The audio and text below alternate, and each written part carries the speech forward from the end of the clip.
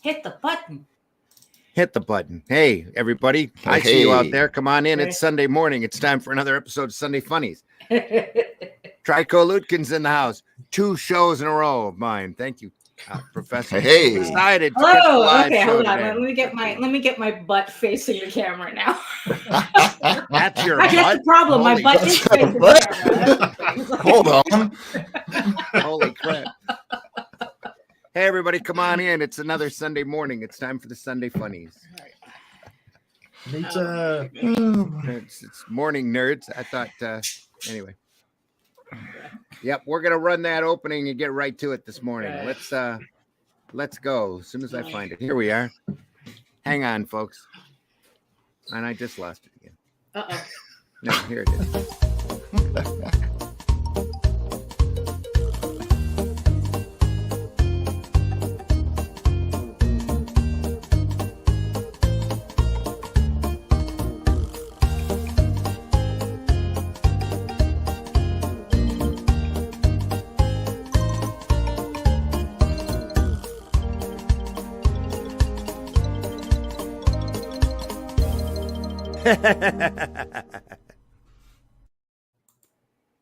That's right. It's another episode of Sunday Funnies. We've tried to put the fun back in funny books. Yeah, absolutely. There Because we we are. need all the help Oh, we yes. can get right now. Sometimes Because we do. again, another Sunday, another pouring one out for the homies. We lost George Perez the other day. And it's like, okay, we're done. We're done with that. He passed away on Friday. They made the announcement yesterday afternoon. Yeah. It's like, Neil Adams, George Perez. Okay, no Thursdays, no third person. Well, No we've, hurts, we've, please. That one. we've already had the third person before those two. We had Ian Kennedy, who used to British artist who used to draw commando books. You know, the small pocket-sized books. Oh, Fantastic artist, yeah, all painted artwork and everything. He Right. died in February, I think he was about 80 or something.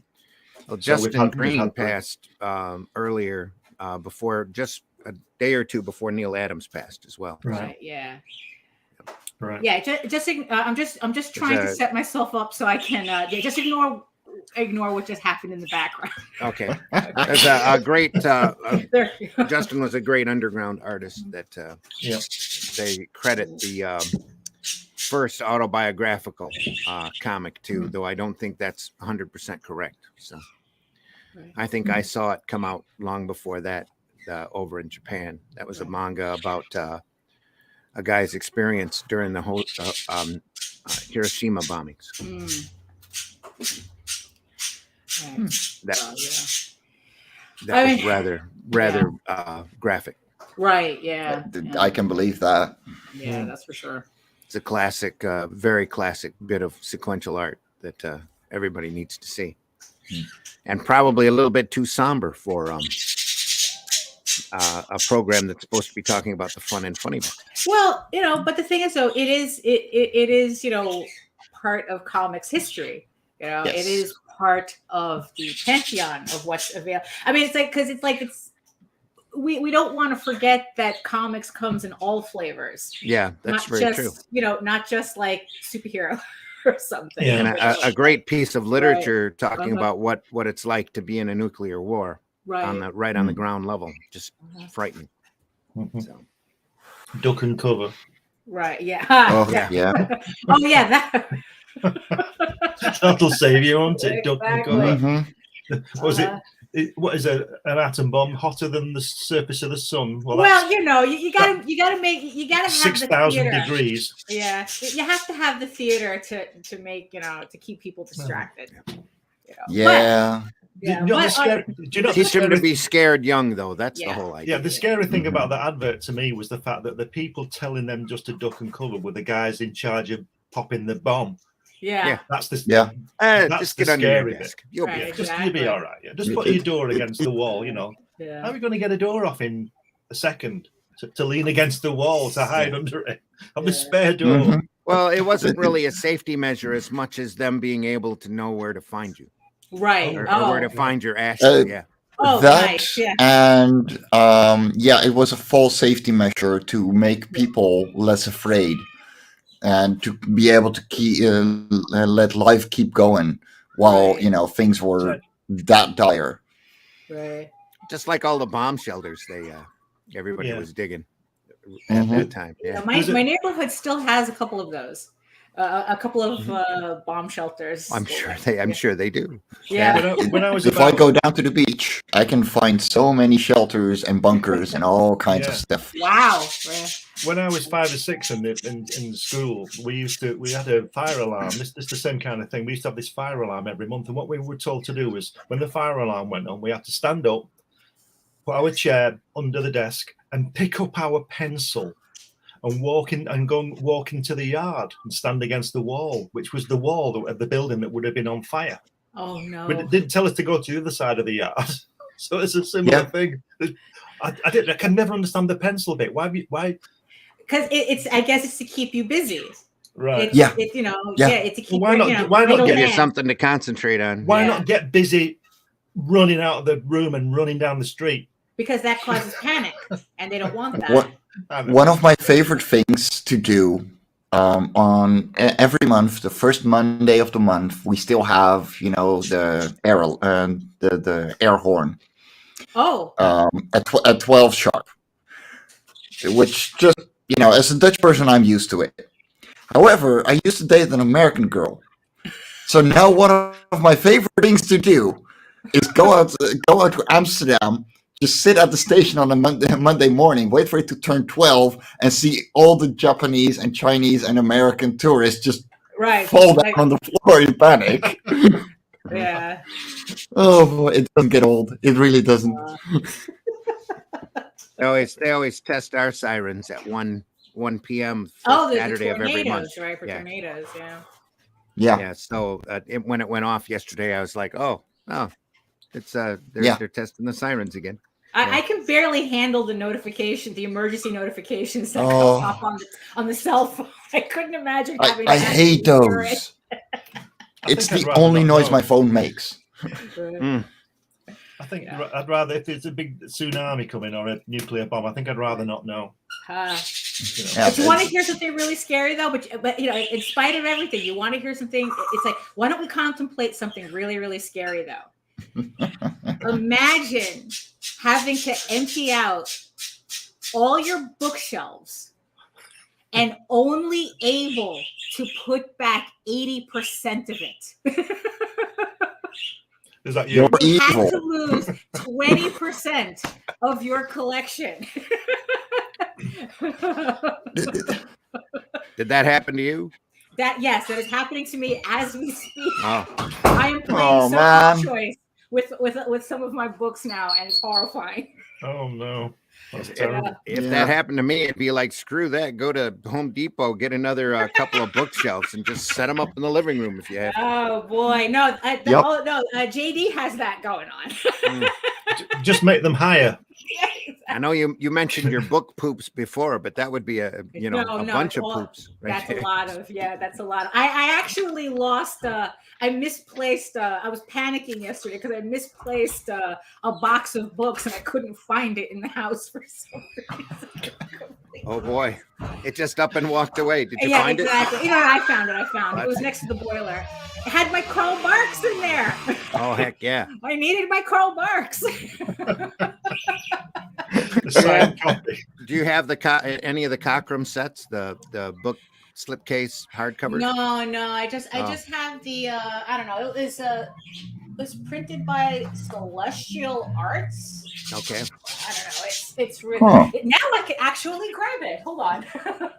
It's like it's this. Yeah. So it's this. Oh yeah. Wow. Yeah. UV destroyed, by the way. Completely what? UV destroyed. Look at that spine, completely faded. So this I think this is what from 80. I mean, it says here copyright 1987. Yeah. So but I was panicking. I thought I lost this somewhere. Mine are a little earlier than that, but I've got 3 of the Cockrum bound volumes slipcase sets. Cool. That are just amazing. Yeah, black and white, shot right off the originals, just gorgeous. Right. Oh, wow. Just amazing. Yeah. It's like all you need is Teshin to put something out, and then you need to build an addition to your house for it. It's like that Spider-Man book that was what $400. I keep I'm hoping that'll be available sometime at the Barnes and Nobles on the cheap rack for a Christmas present. So just classic stuff. Hey everybody, come on in. We're the Sunday Funnies for the we swear the 8th of May. Yeah. Right. Oh, is it 8th of is today Mother's Day? Yes, it is. Yes. Mother's Day. Okay. Allegedly, yeah. Happy Mother's Day, you mothers. Yes. Hope you're having a good day. It's Ocho. Not excluding pet moms. Trust me, they have to put up with pets. Trust me, they need just as much patience. Right. So today, okay, yeah. So because I don't know any dates at all today. So. Russ, thanks for joining us. Hey, Russ. Good day. Long time no see. Hope you're doing well. How's it going? As mad as usual. I don't know. You don't see someone for 2 or 3 weeks, and war starts, and right, yeah, the whole of civilization starts Well, to break down. Comics go up in price. Good Lord, what's going to happen next? Yeah, I Cats know. and dogs living together. I know. Mass hysteria. Total chaos. But what is important is I got Glenn's book. Oh, I'm going to say, did you get it? You get it? And it looks lovely. Thank you very much, Glenn. Yeah, it and is. those It's an amazing things thing. you sent me. Where What is a it? lovely Yeah. piece of artwork you sent me. Wonderful. Thank you. Yeah, we're supposed to be getting our copy soon too. Well, you were the first. Yeah, you'll get yours next week, definitely. You were the first person to book it, Russ. So that's why you. All depends on how fast that boat travels. I'm special. Yeah. All depends on how That's fast all that boat kinds of travels. special. Well, that's over here. true, right? Yeah. Hey, everybody. Sunday Funnies. Thanks for coming in. It's the 8th of May, 2022. I'm your host, Randy Zimmerman. I'm a longtime alternative and independent comics creator. Everything. I've done about everything in this business that you can imagine, and then some. And all except for work for the big two. I got close a couple times, but didn't quite make it. Whew. Thank goodness. Anyway, now we're here podcasting on the Ragin 2 network. So if you can go over to that YouTube channel on the Ragin 2 network and hit that subscribe button, if you can, and hit the bell for notifications. We deeply appreciate it. We're working our way up to monetization as soon as possible. Yeah, So, yeah, that would be nice. would be real nice. Yes. Joining me today is my co-host, Daphne Lage. Daphne, Good introduce yourself. morning. Yes, good morning. My name's Daphne, and I am a cartoonist, illustrator, and comic book artist from New York. I've been self-publishing comics since 1992, and I am known for the funny animal fantasy Tall Tales and my medieval fantasy soap opera Eagle Raven, Heir of the First Unicorn, which hopefully I'll get it in a couple of days so I can start fulfilling that. You can read both my comics online at Tall Tales, TAILS online.com, and eagleworks.com, EGOWRKS. And you can also check out videos on how I make my comics on YouTube at Daphne Lage, Lager. And really quick, don't forget to check out Fellowship of the Indies on Kickstarter. We have a couple of hours left. We are so close to the 2,000 mark. It'd be really nice to hit that. So a couple of hours left. Nita will put a link in the chat or in the show notes. There'll be a link somewhere. It's probably already there because I see well, not G you. is in the house. The chat. So. The chat. I have to I'll point over you like that. So over Glenn, that way is the chat. So the link will be there. Way over, yeah. Somewhere there. Link will be there. Also joining us today is Glenn B. Fleming. Glenn, introduce yourself. Hi, everybody. I'm Glenn Fleming. I'm a writer, artist, and publisher. I write lots of things. You can find all those things on Amazon. I'm also the author of this fantastic book that every comic fan should get, which is on Indiegogo In Demand. It's about my trip to Jack Kirby. And I also produced this DVD, and you can actually see him speaking in his studio. And I'm also the publisher of Comics Unlimited, and I've just gone into partnership with Ted Davis. We all know who he is. I do a podcast. Ted and I do a podcast on Comics Unlimited on Thursdays at 10 a.m. Eastern Standard Time, and that's on Ted Davis Artistry. You can find that. But you can find all of my stuff on Amazon, and there's lots of it there. Lots of books, science fiction, whatever you want. It's all there. All Lots of delivered stuff. to your doorstep. Yeah. Oh, must say that I created this character Hatch. Yes. And book 2 is all finished, and it's coming out soon. So watch out for that. Ooh. There we are. Also with us today is Mike Jimmy. Mike Jimmy, introduce yourself. Hey everyone, I'm Jimmy Bruin of Resonance. I'm the creator for Loughran Cora. Hold on, I actually have them around here. And we'll be fulfilling Loughran Cora 5 real soon. So you have my pile of signed copies right there for all the backers. There's about 120 of them. But hey, we still got plenty. And if you want your variants, this is the only time to grab them. Gonna be out of in demand in a couple of weeks. And yeah, we're just gonna keep going. The Ragin site should come to Kickstarter very soon as well. Because it flopped on Indiegogo and we gotta push it over. And yeah, I do stuff. I draw things. That's what I do. Flop. You haven't found your audience on Indiegogo yet. Yeah, there you go. No, it flopped on Indiegogo. I will take that loss. It just means that I gotta move over to Kickstarter and show the world what I can actually do. Well, that's kind of a lesson. You don't leave the platform that you've built your audience up on. You just start another campaign over on that other platform and try to drive people over to it. Yeah, they're all until you get it. Yeah. Mm-hmm. Speaking of Ted Davies Artistry's in the house. Good morning, all. Good morning, Ted. Hey, Ted. I had to blow that up on the screen to see what your icon was. It looks like a monkey. Am I wrong? No. Oh no, it's a skull. No, it's coffee cups. It's the coffee cup. Oh, okay, I thought you meant his icon. Okay. I really had to. That's Dave's or that's Ted's icon. Oh, I had to blow up those this cup of coffee. emojis, man. He's having it right this morning for whatever. I'm just not quite awake yet. So I'm having to drink my own coffee. Trico says in elementary school they said as long as we sit under our desk or hold the textbook over the back of our heads, we'd survive tornadoes, nuclear war, you name it. Oh my goodness. Fall safety. He also says I was at a graduation ceremony and the monthly siren went off right in the middle of it. Oh, there you go. A little excitement. Frog G is in the house. Thank you, Frog. Oh, yeah, there. Oh, looking forward to my copy of Only Death Can Save Us Part 2. There we are. This time I make sure everything is on a high shelf now.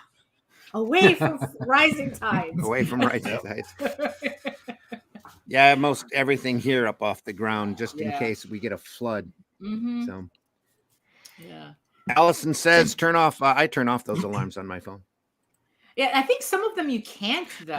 Yeah. No, I can't. Yeah. So now I go to bed with the sound turned down. Right. If anybody wants to get a hold of me, screw it. You know. Russ, have you seen the new Doctor Who announcement? Which one? Which one? The new actor. Oh, they've made an. Are you taking the mic? No. No, I don't know. Who is it? Hang on. I got it. I got it here on a Chrome tab. Is that something having to? Is that like related to the Barbie story, or is that something else? Yes, it is. Yeah. Wait, no, for real? You won't be surprised. Barbie. You won't be surprised, Russ. Tap to play the new Doctor. Oh, I keep forgetting that StreamYard doesn't automatically share anymore. There we are. Boom. Nakudi Gatwa. Gatwa. Tap to play new Doctor for season 14, succeeding Jodie Whittaker. Not that was a sigh. I've never seen him before. Right, okay. Well, let's see what happens. Who he is. That's because you haven't seen him before because you haven't watched the Netflix series Sex Education. Oh. No, I don't. Netflix is collapsing and canceling everything. So all these actors need work. Yeah, that's very true. It's like flooding out like rats. He was so bummed out he had to join Doctor Who. There aren't quite the words to describe how I'm feeling. That's what's said in a statement. A mix of deeply honored, beyond excited, and of course, a little bit scared. This role and show means so much to so many around the world, not as many as that used to, including myself.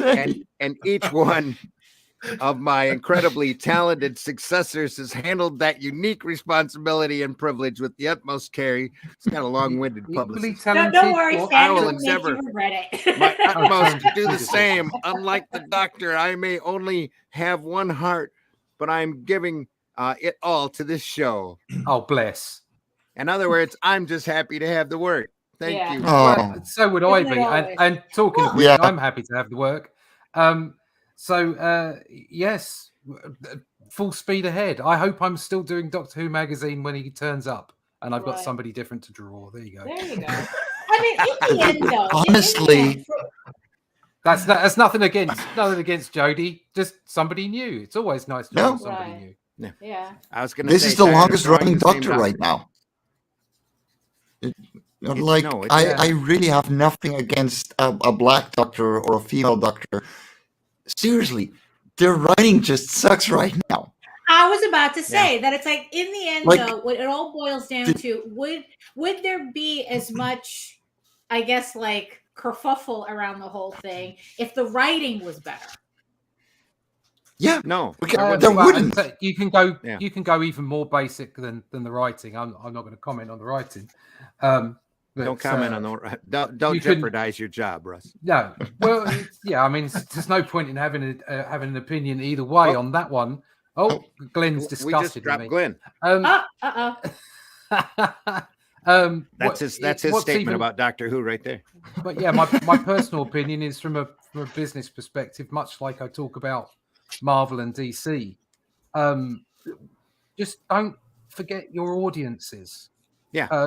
For a while there, Yeah. the BBC, bless them, Auntie, were putting Doctor Who out at weird times, and there wasn't enough of them, and it just wasn't keeping the kids watching. And it doesn't matter what any. I mean, I know I'm going to upset a lot of Doctor Who fans here, but like. It is a family show. It's not an adult show. And Right. I thought when the BBC put it in the drama slot, I thought personally that was a bad idea. It's a kids show that has enough gravitas that adults can watch it with their kids. That's the way I saw it personally.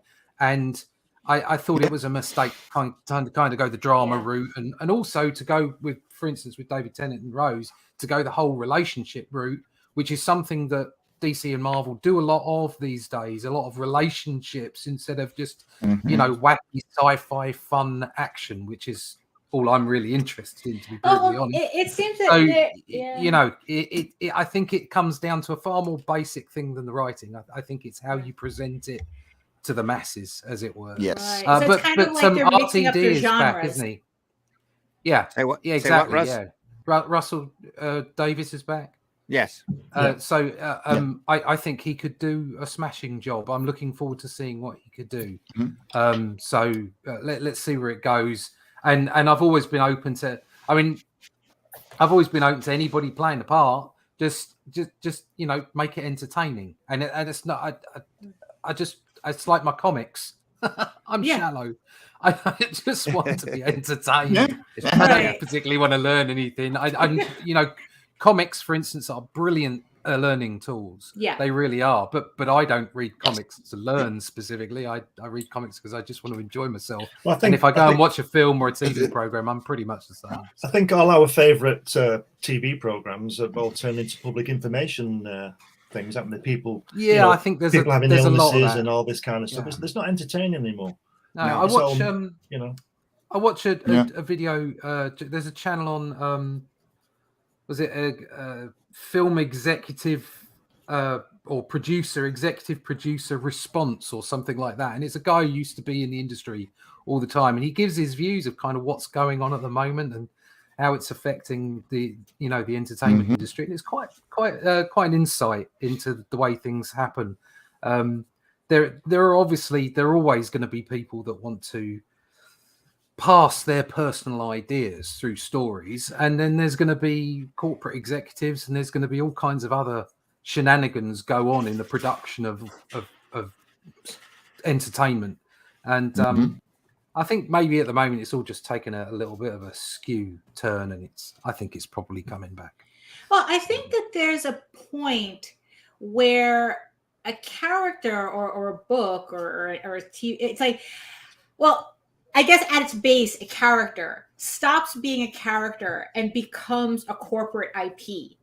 And then at that point, it turns into a product that is changed according to whatever they think that, oh, well, this designer color is in right now, so it's like they or something like that, and they change it with that. And the problem is that I mean, it took me a while to kind of understand this, that it's like characters are very personal to us, but they're not personal to a corporation. They're never like Superman isn't something that these people grew up on. They're a corporation. It's like, no, Superman is an icon to be exploited. So there's this conflict between what we want to enjoy in a character and in a story, and what a corporation feels they need to do to make sure they sell just enough product. And it's like, and then you get, much like politics these days as well. It comes down to groups of people being questioned. You have questionnaires and you have market research, and very often that market research doesn't actually come up with a really solid cross reference of the whole population, of the whole viewing public, or the whole voting public, whatever it might be. It often comes up with a very, very small sub view of it, and they take that view, much like, I don't know, following the mob on Twitter or whatever it might be. And of course they go down this road, and it kind of upsets a lot of people, or just puts off a lot of people. Well, and I think that's also the problem too, is that a lot of these executives, they don't understand that most of the population, as much as it looks like we're actually not really that much online. I guess to kind of paraphrase, Dave Chappelle, Twitter's not a real place, but the problem is a lot of these corporations are treating Twitter like not only is it a real place, but it's an actual marketplace. And they haven't learned yet that it's not a marketplace. So they're catering to that sort of mob mentality, I guess, without not understanding why they're not getting the returns that they think that they would get. I mean, it's kind of like what Martin Scorsese was complaining about, in terms of the issue isn't Marvel movies. The issue is Disney controlling 70% of the IPs in Hollywood, which in turn controls what gets shown in theaters. And going to a theater is expensive enough as is, that it's not that Marvel movies are brilliant cinema. No one is saying that. But the thing is, though, is that if you have to pay, especially in New York, it could cost you a couple of $100s to take your entire family to a movie theater. If you're a family of 4 and you're buying food and the whole thing. So it's like, you're not going to go see The Northman in the theater.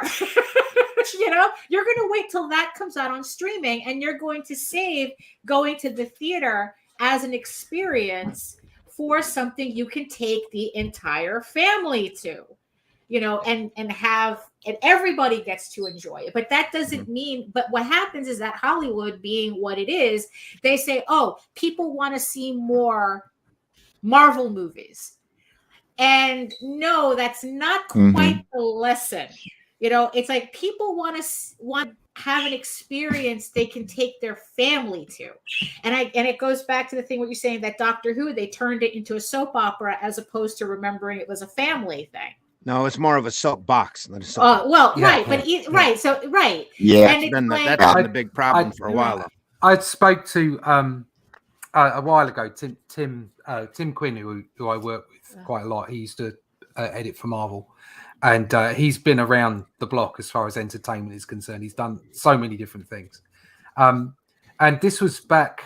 I think this was back when Matt Smith got taken on, and we chatted about it. And he said the problem is Doctor Who isn't about Doctor Who anymore. It's about the actor that plays him. Yeah, it's not whatever it might be. Yeah, and he absolutely nailed it, because it wasn't about the program anymore. It was about the whole paraphernalia around it, and it's much with movies as well. There's this big business. There's this big marketing machine all around it about how is it done, what's the actor doing, and how did they enjoy the role, and what did it mean to them? And it's like, no, I don't care. Just tell me the story. Well, that's the same. Just give me the story. That's the same with the football, the soccer over here. You get 6 different away colours. They have to change the colours when they played, or the team away. If they wear red, and the other team wear red, they wear something else. But now they wear 6 different away kits, and it's all to do with buying a shirt. The fans, the real fans, will buy a shirt, and they're £70 each, $100 each. Now, if you're a guy who's got 4 kids, and they all want the same shirt, those kids are different sizes, so to speak. They all want their own shirt. It's cost a fortune. It's all about commercialism. It's all about sale. To expand the analogy, we're also expected to listen to what footballers have to say. Yeah, and I'm not interested. I'm not interested in what footballers' opinions are. I'm not interested in buying multiple shirts. I'm interested in, the game, and that's the analogy. I'm not interested in how such and such actor felt about their role. I really don't care. Okay, and I'm not interested in how much money it took to make this, and whether there's this in it or that in it, or who it's what leanings it's got politically, or I don't care about it. I just want to be entertained. I just want to see something and be entertained by it. And Russ, we should have you introduce yourself. Oh yeah. My name's Russ Leach. He's that guy. He's that guy Russ, doing that thing. See you, Russ. Thanks for coming. Yeah, AKA Reach. Yes. I'm a comic book artist from the UK. Draw some stuff for Marvel and DC and people like that, and I draw a lot of Doctor Who at the moment. And I've got my own character called D in Only Death Can Save Us. You can buy that book on in demand at the moment. Yeah, very fun book. Thank you. And eventually it's coming to Amazon, and you'll be able to pick up the books there as well. I'll let everybody know that. If you want to find out more about me, you just go to russleach.com, and you can get to my YouTube channel, Comic Book Black Belt, and all that kind of stuff there. See, Michael's in the house. Morning. Yeah, John is in the house Ted. Too. John the Ninja's in the house. Marv is in the house. Yeah. Frog G, thanks so much again for posting everything. Frog G says, morning, Nita. Okay. Talking to our HR department. Yeah, exactly. morning, everybody. Davey says, Ted says, Glenn. Ted. Allison says, revenge for her being a brat most of my life. What? Oh, it was a reference to a Mother's Day, and that she visits her sister and riles up the kids. And then leaves. Thing I love about Mother's Day is I can rile my sister's kids up and then give them back. There you go. Hop them up on sugar buy the musical instruments. Buy that drum. Yeah. I had a brother-in-law do that for my kids. Growing up, he'd find the loudest toys. We'd try to find the loudest toys for each other's kids for a little bit. Sin Killer says, first time I heard the name Doctor Who, I thought he was aging. Oh boy. Oh boy. I like that word, kerfuffle. Must have been used in the chat earlier on. Nim Prod. Thanks for listening. That's a new name in the chat. It's never saw Doctor Who, and I'm guessing I'll still keep away from that. No, Nim, what you need to do is get Pluto. That's what you need to do. It's a streaming channel, and they run all of the early Doctor Who's back when they were a kids program, when nobody was watching. They got really, really good. And always enjoyable, even the slow ones, the slow early years where they're talking about history and right as the Daleks were coming in. Those are salt shakers with little whisks on them and a plumber's plunger, rolling around, yelling "exterminate!" That scared the hell out of the kids when they were first introduced. Sin Killer says everything must be swapped or ABC, whatever. Gay Superman has a rainbow cape now. It's worse than the writing. It's stupid. It's stupid. Yeah, it is. I think it's stupid. It's demeaning. It's Is that right? Does he have a rainbow cape? No, I don't think so. Oh, I think that but using a metaphor. But that's the thing, though. It's no, like, he does. He does. His son does. It's John. It's John Kent. God. It's John Kent. So it shows you how out of touch I am on the modern Superman. Well, obviously, it's a different Superman. It's different Superman. So. It's just not. It stopped being entertaining for me a long time ago. Right. It's like, it's corporations trying to sell the superficial aspects of people's identity back to them, and they want kudos for that. Yeah. And it's like it's like, create a character that people will naturally care for without you having to have these artificial trappings on it. That's kind of, I mean, it's like, then again, it's like I've been reading a whole bunch of like Carl Jung and really with Campbell the lately, so I'm kind of mainstream into that comics right now. With current mainstream comics, and we probably shouldn't get into this because we should be talking about fun things. Right. The bigger corporations just don't care. So the lower people coming in, or the people coming in, want to use it as a soapbox to promote their agendas, and instead of actually trying to go out and entertain people. Well, again, and I think I mentioned this off the air, we see this as a giant pendulum, and it swings one way and then comes back and swings the other. And when it gets to the far reaches of that swing, it becomes the most ridiculous. Right. And now it's starting to swing back. You're seeing a direct response to this pendulum swing in the stock market right now, which is tanking. The Netflix stocks are tanking. Disney stocks are tanking. Warner Brothers is in such a panic. They sold out to Discovery, and the guy coming in from Discovery Channel is literally going through and canceling just about every what the critics would call woke programming that they have, because he realizes it's not selling. If it's not selling, they're not interested in it, because now they have somebody up there at the head that's interested in making money and not making statements. And he's like, why are we doing this? No, don't do this anymore. Just stop and get rid of this. Batwoman is canceled. Legends is canceled. Most of the DC superhero shows are going to be gone, except for Superman and Lois, which is a family-oriented show that talks about family topics using superheroes as they have their morality lessons as well, but it's wrapped in a large, beautiful package of entertainment. The first two, I think they're finishing up their second season now, but I haven't seen an episode yet that I would sit there and cringe at for being soapboxy or overly preachy in any direction. And it's always been fun. Flash has gotten so worn in the teeth now. And who would ever think that a superhero character like Flash would get a regular TV series to start with, let alone actually have such a run on it that you're sitting there going, oh, no, guys, this is not how you're supposed to be writing this. And it's gotten so long in the tooth, they're giving it a short season next season, and it's probably done. So, and they're seeing their other show, what is that? Naomi is barely alive too. I wouldn't be surprised if that gets canceled here pretty quick as well.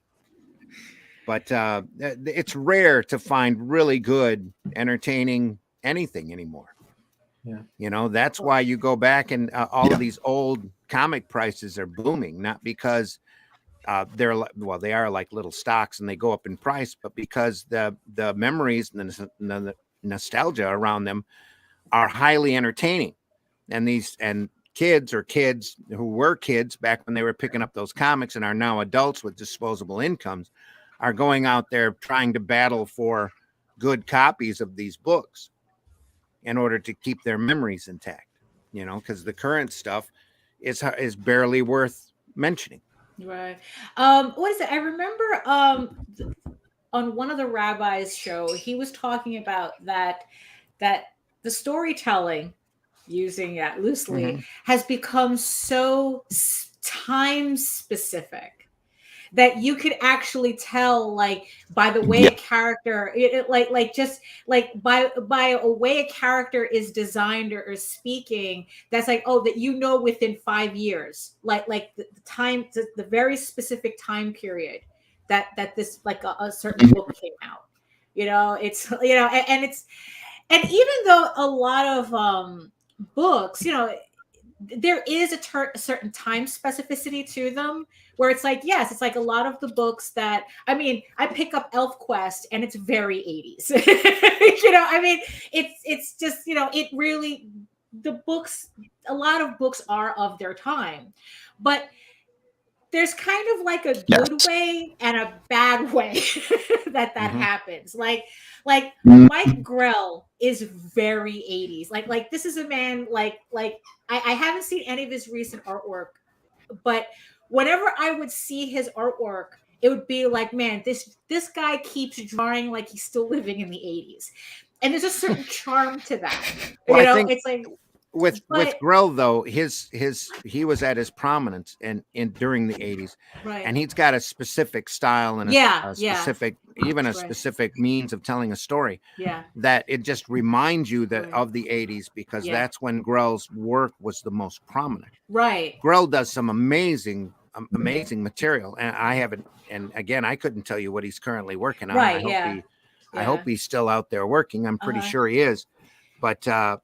His stuff, that's John Sable especially, and Warlord, and the Green Arrow material, very 80s right, and 90s. But like I said, there's a certain charm to it. Yeah. But there's a lot of like more modern artwork that it's like that you can kind of tell it's like it's less of a style and more like they had to work off a checklist.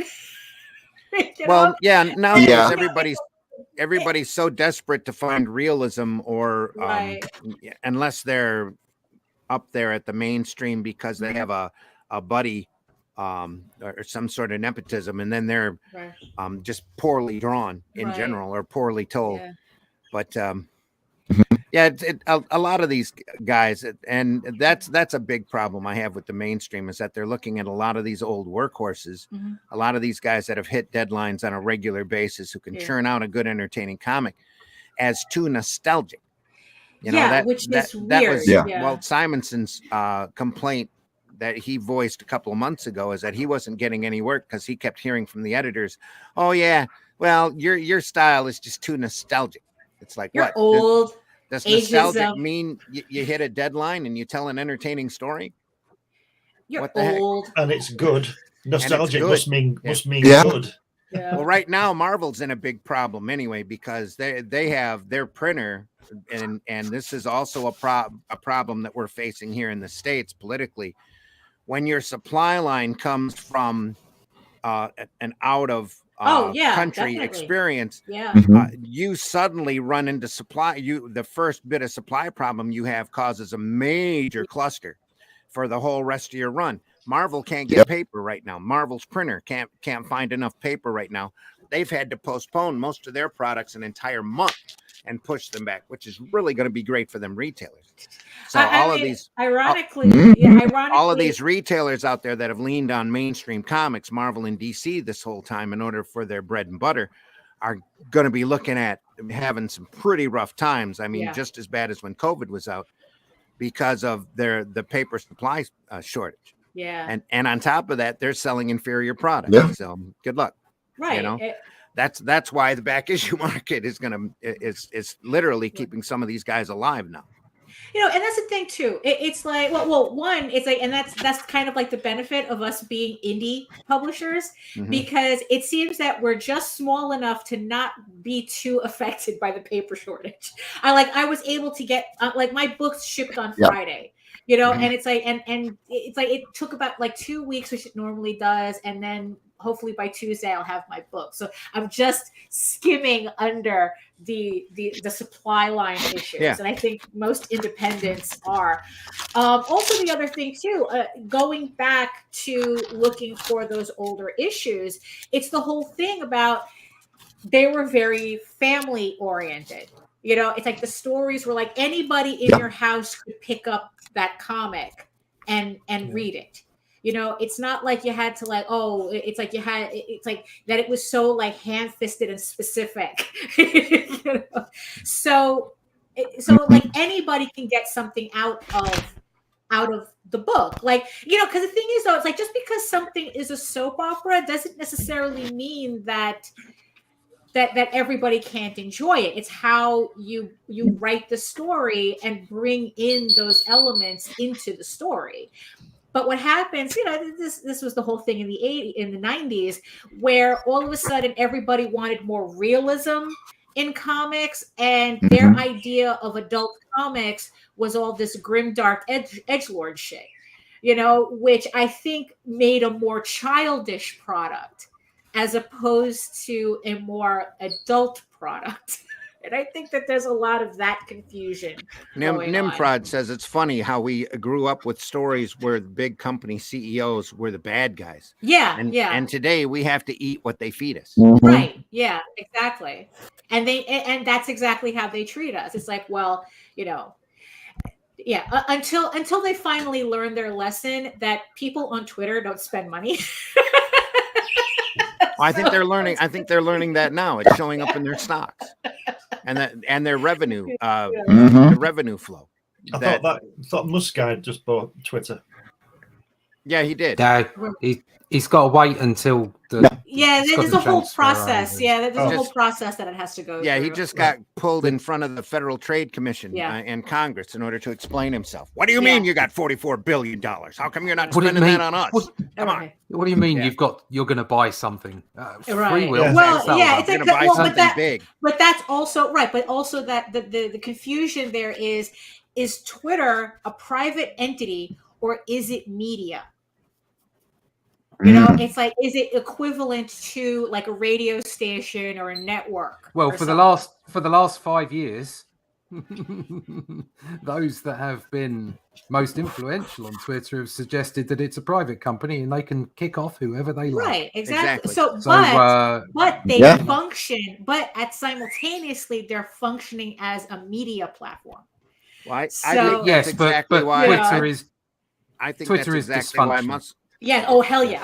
That we can all agree on. I think that's exactly why Musk is coming in and buying it, though, is to point out if it's a private company, is it a media? What are we doing here? Because he wants to turn it back into a community marketplace. Yeah. Right, as opposed to a private soapbox. Well, he's talking about floating it again in 3 years, isn't he? So. Well, who I don't know. Well, if he can make a profit to make on money, why not? Yeah, he will. I mean, he's a clever guy. And in a lot of ways, they're saying now that he's already turned Twitter around because they dropped Twitter itself has dropped a ton of their shadow banning, and there's a lot of people that are coming back into Twitter because of the promise of free speech. I think.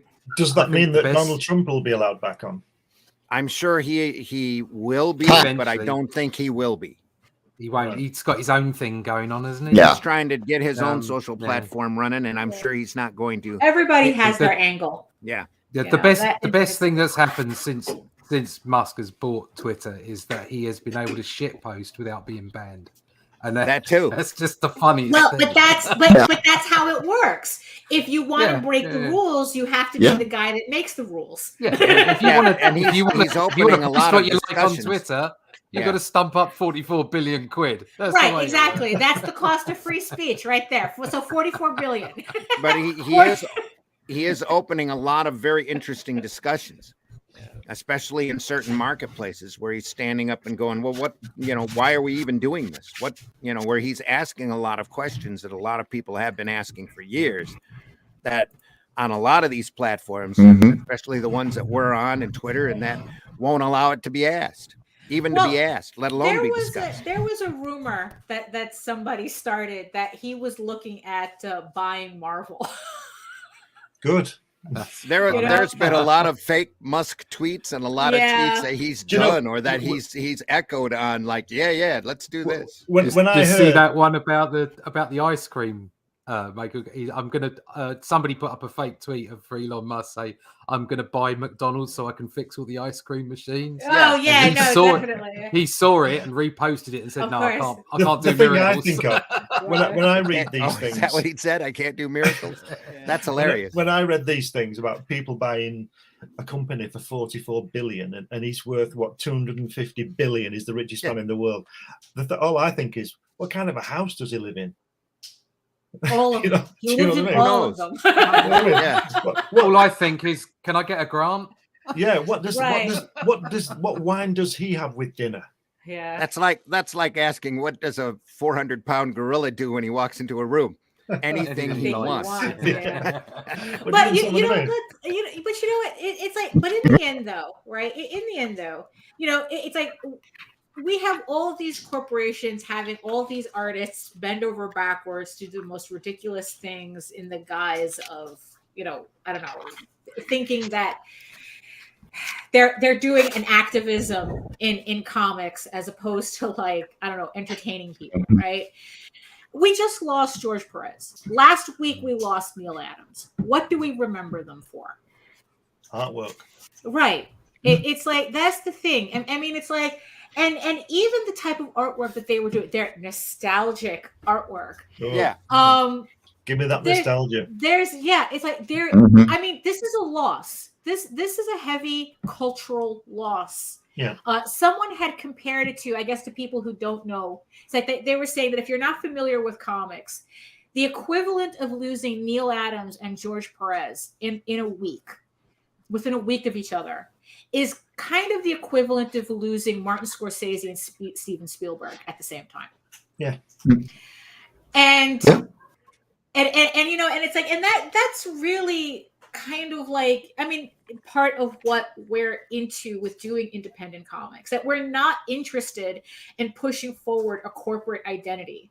We're not interested in doing a checklist in the hopes that we can kind of like tap into a very temporary market situation. We just want to tell stories. We just want to draw what we draw and the way we want it. I mean, it's like really like what we have is true freedom.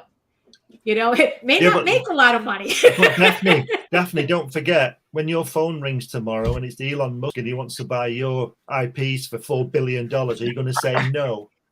It's like, you know what? The chances of that happening is less than zero. So I'm not even going to pretend. No, Elon, I'm good with you now. If you want mine, you can have them. I don't agree with that. It's like, I would rather Elon Musk call me and say, you know what? I enjoy your work so much that I want to continue I want to make it easier for you to do it. I want to fund you. Yes, but you've got to remember, Daphne, that it's not less than zero. It's 50-50. He either calls me or he doesn't. Yeah. Neil Armstrong said this. He said Neil Armstrong was asked before Apollo 11. He said, what are your chances of landing on the moon? He said 50-50. He either will or he won't.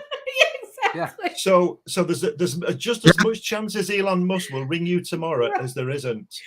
Right. It's like, I don't think statistics quite work that way, but that's depends how you look at it, doesn't it?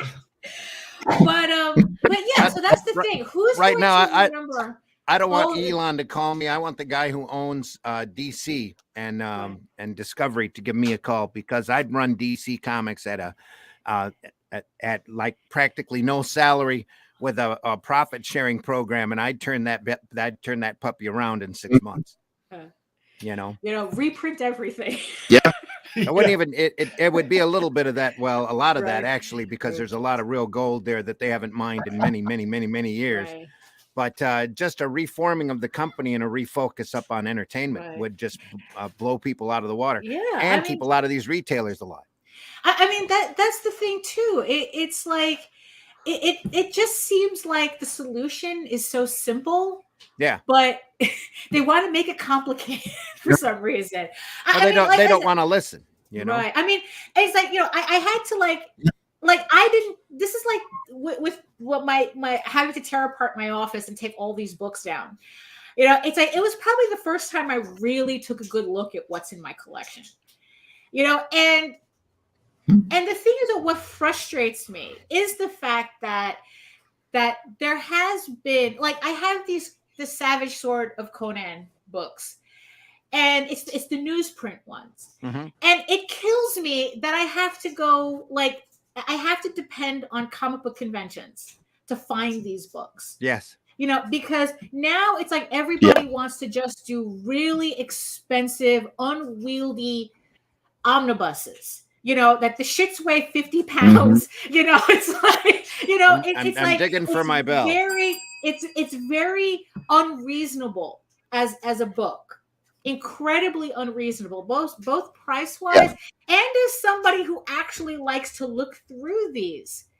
You know, I want to read it. Right. I want to read it. I want to look at the artwork. I want to study what these artists did and how they did it, but not in the format that they're making them in. No. You know, it's like JD has a friggin' Conan book that's this thick. I don't think I opened that thing once since he got it. And this was years ago because it's so heavy, and it's like and just the risk of damage is high. So I don't touch it.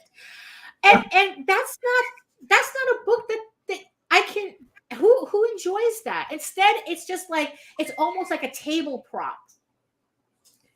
How do you enjoy that work? It's a man's book. You got a big arm. The Conan omnibus diet, right? It's a workout plan. I have a big problem with those omnibuses in general for that very reason. Right. They're just too heavy.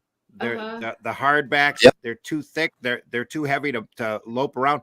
You can't read them right when you're sitting on the toilet. No, absolutely not. It's impossible to sit there. You know. No, that's not comics. Right. It's not. It's like it's almost like you don't want to put on your leg. Purposefully making what's supposed to be a very easy. I think at one time, Randy, you had used the word disposable. Yeah. Medium, and making it as unentertaining, even just physically, as possible. Like they're trying to make every aspect of comics as unentertaining as possible. Well, a prime example, and I don't own very many omnibuses. I want to say I have a couple, but they're of the stuff I can't get in collections in paperback. Right. You know, there's a couple of monster omnibuses that nobody else will carry. You can't find them anywhere at the retailers. You have to special order them. But one volume's all the old Kirby monster stories. Another one focuses on Ditko monster stories from right during the Silver Age. But there we go. The big thing with comics, the big reason why they're so expensive now, and the Golden Age books especially are super high priced, is the fact that they were disposable. Right. You know, they were made to be tossed. They were made to be rolled up and stuck in a kid's back pocket and to be enjoyed while they're out running and playing and getting together in little in tree houses and all of that. That's to me, that's comics. That's a big memory for me is grabbing a small stack of comics and running up into a tree house and sitting there for a couple of hours just reading comimics. I mean, whenever I go to a comic shop, you know, go ahead. It's no, the whole thing about it being unreasonable. Hold on, I'm trying to gather my thought. It's like my computer skipped and it completely, like, it's kind of like that Kurt Vonnegut book where it's like my computer skipped and wiped out my memory. RJ, the Creators Outlet says the omnibus is ideal for home defense. Oh yes, yeah. You know, because the thing is though, because also it's like the fact that I think that they wouldn't have as much of. One, if they had actually done the less expensive books, they probably wouldn't be as affected by the paper shortage because they all want this premium shit for premium books. And here's the thing too. Yes. It's like George Perez just passed. they're talking about making, collections of his book, and already it's going to be limited edition. It's going to be premium format. Yep. It's like they're going to take the memory of one of the greatest artists in comics, and they're going to limit him to whoever already can already knows him and can afford it. Yep. As opposed to taking the opportunity to present his artwork in a way where everybody can enjoy it, everybody can discover his work. Yeah, but it's not about that, is it? That's the point. No, it's not about that to them. Right. It's about trying to make a quick buck. Right. So, and it's like, and again, it's like even like George Perez is not even cold, and they're saying limited edition hardcover, and that's all we're doing. Well, they had that plan before. Yeah, of course. Yeah, they were going to milk that as early as they possibly can. That's why they released that cover. But not put it out in a way where it's like any collector can discover him. That anybody walking into a store can discover him. The best of George Perez or something. And again, that goes back to, we were talking off camera about them intentionally trying to destroy this industry. They don't want people to come in and start reading these books. They don't want people to come in and start reading, especially these reprint books.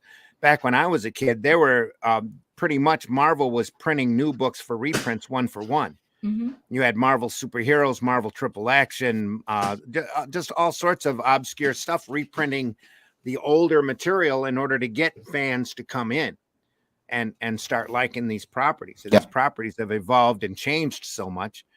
That's a big problem now with these movies. They're not concerned about keeping the retailer in business. You don't have somebody not since the Tim Burton Batman movie. Yeah, have they ever tried to cater specifically a large amount of merchandise for a movie?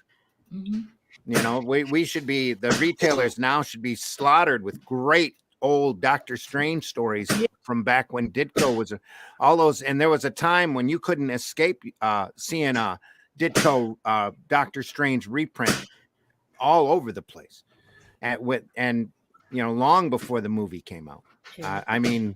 I'm losing my train of thought here, but there was a time when you had every possible printed format that you could get. Marvel was reprinting stuff in. The first 10 Ditko Spider-Mans, all of the Strange Tale, Ditko Doctor Stranges, they were everywhere for the longest time. And now you can't find them at all. Right, yeah. And those are all very classic stories. I think another problem is in the background. I don't know. Oh, that's PR in the background. That's the parrot. He's he's acting up, trying to get out. Yeah. I think another thing that's wrong is, well, not wrong, but he's headbanging early. Yeah. On Sunday. Is the way that people have changed. In the way that when I used to buy a comic, if I bought a Fantastic Four, Jack Kirby and Stan Lee, I would buy the comic, I would take it home or wherever I was, I would read it. And then I would spend the next week looking at the artwork. Yeah. I can't imagine kids today do that. So I'm sure some do, but I bet most don't. Because don't forget, things have changed. Because I find do. You find that you do. Kids do. Right. Kids love kids do. The ones and they love that they love having something to copy. You're breaking up really bad, Mike Jimmy. Yeah. Oh, let me hop in and out. Okay. Yeah, but that's the thing though. It's like they're not selling comics to kids. We were talking about that last time with Scholastic and whatnot. So it's like, so they're now it's like it's all about like slabbing and selling variant covers and it's not even that. It's that the audience has been deprogrammed, has been ignored for the longest time. Yesterday, I was running through the Facebook feed, seeing all of the tributes to George, and Dan Mishkin printed Amethyst cover and had a story that George had done, and had a story about George saying that he was trying to get an Amethyst reprint book together for years. DC would just ignore him. And he mentioned it at a convention one time, and George spoke up and said, "Who's going to buy that, girls?" Yeah. And George spoke up and said, "I'd do a cover for that in a heartbeat." Right.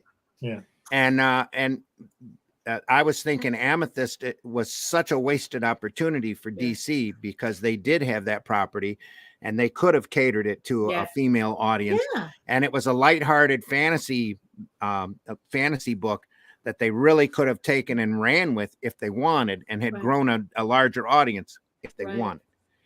I'm sure it might have taken a little bit of time to build that, but it would have been built. And you wouldn't, these companies have chased down to that narrow demographic for the last 30 years. And now they're getting, the entire art form is getting to pay for it. Yeah. I just want to comment on something from Creators Outlet, from Will. They said kids today, for the most part, have no attention spans. And I don't think that's true.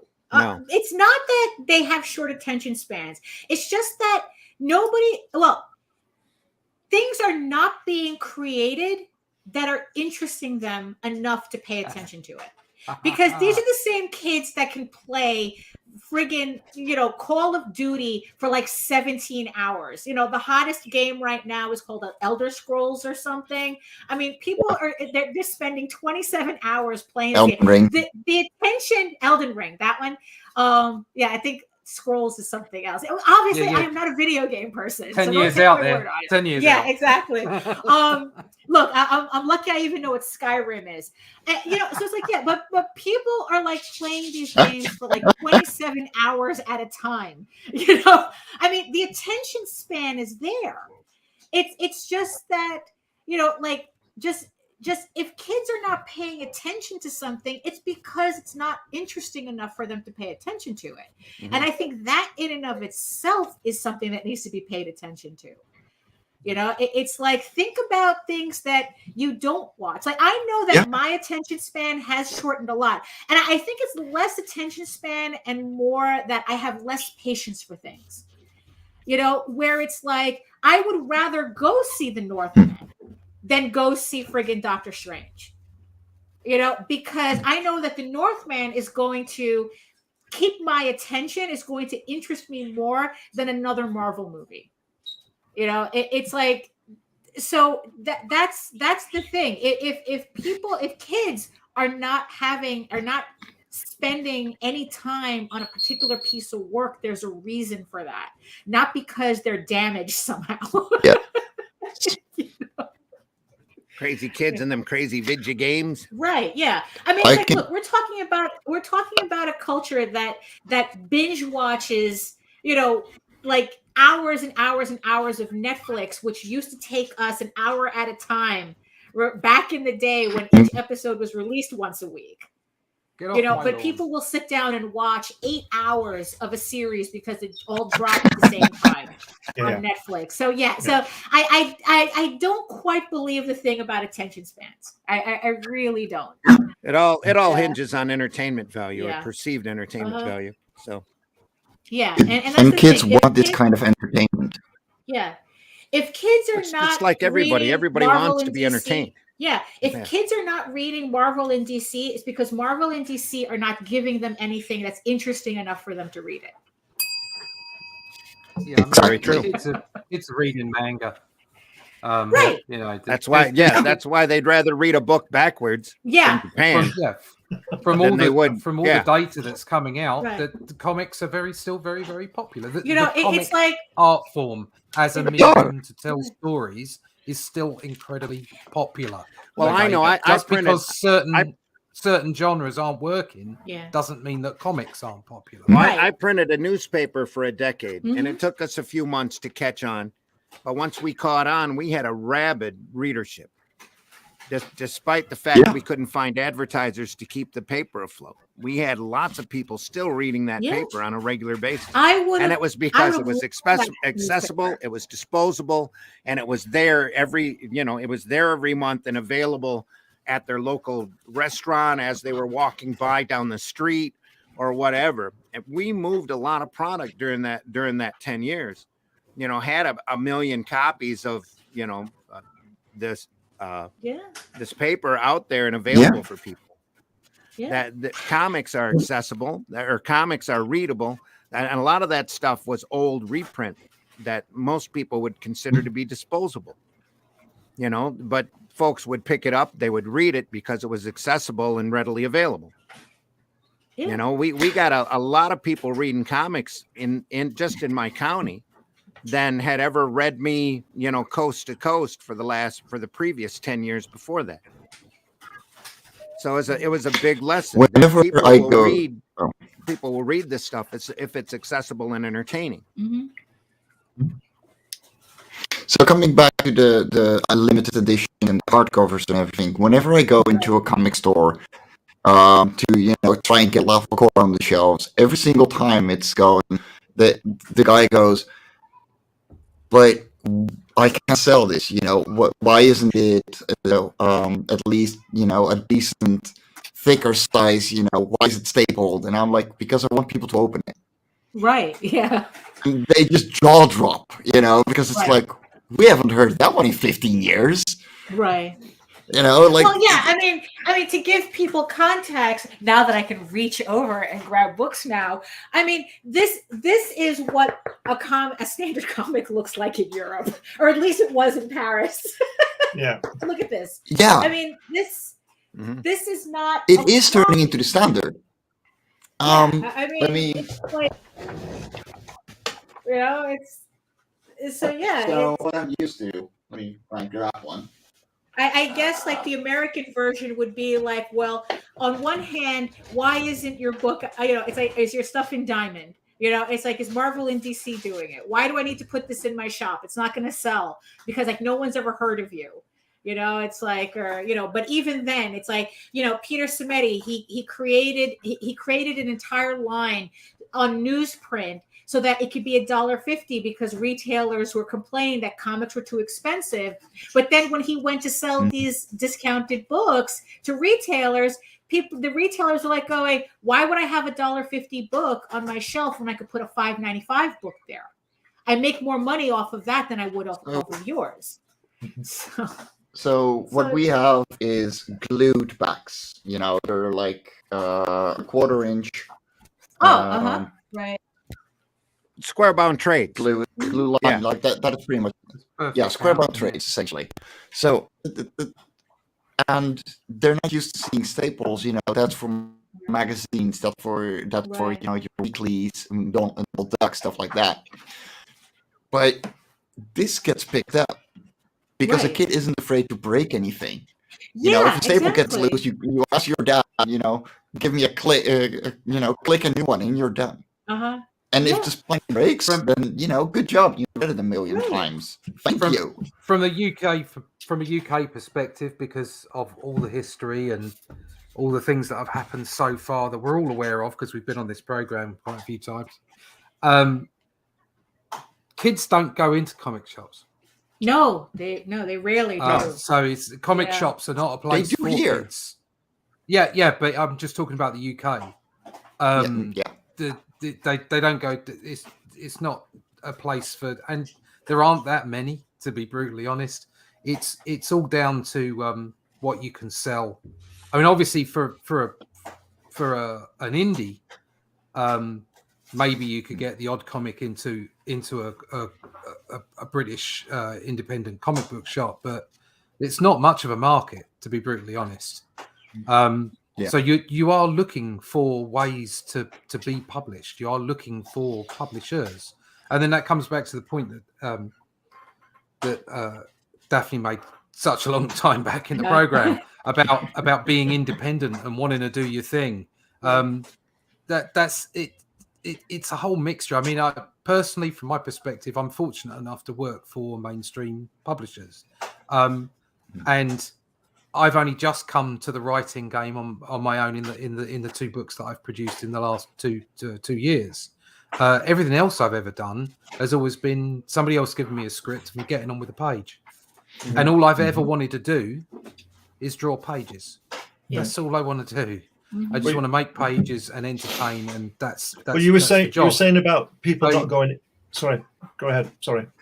So from my perspective, the route to get out to kids is via kids magazines that used to be, for all intents and purposes, all ages comics back in the day. Okay, but now they're kids' magazines.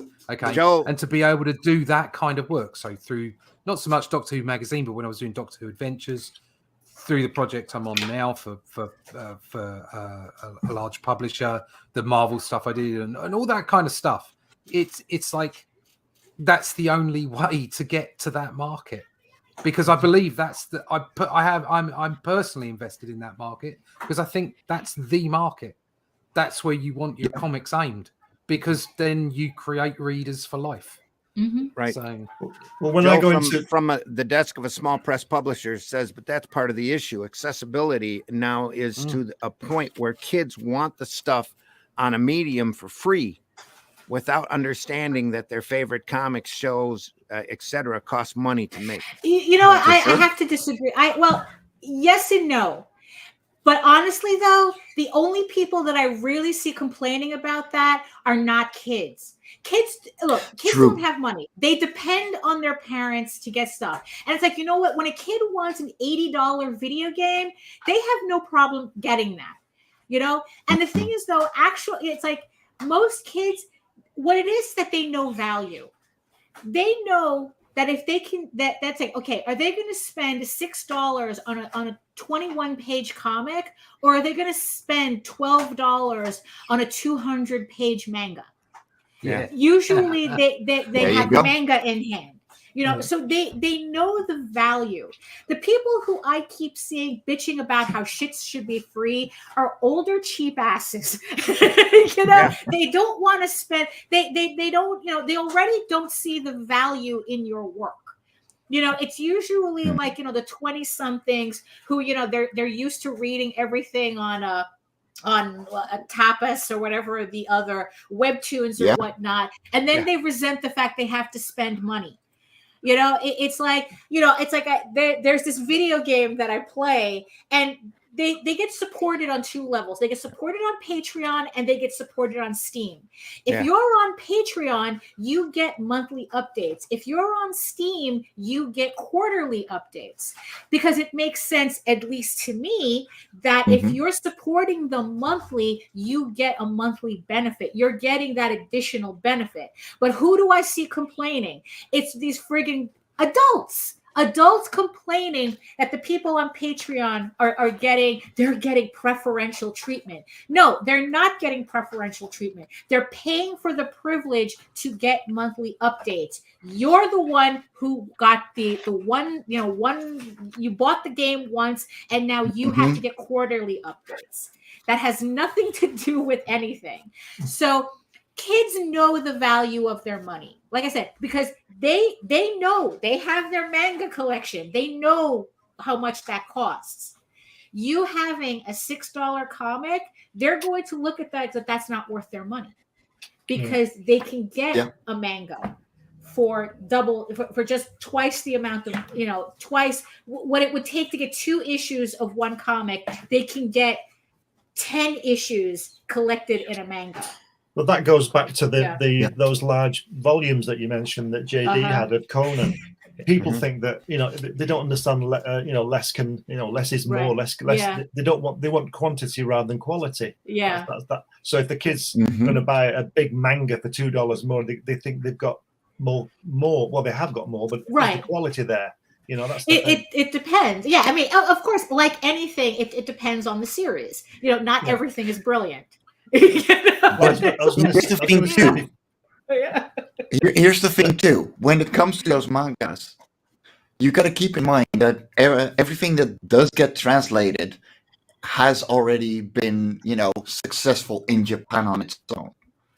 You know, they don't just translate anything, because that would be wasted money. So what you're getting in your manga volume, it's always going to be of a certain quality. And especially in Japan, unless you can write really well, you can draw really well, and you have the best assistants in the world, you're not making it. No, don't worry, Will. I'm old too. Don't worry. Conventions.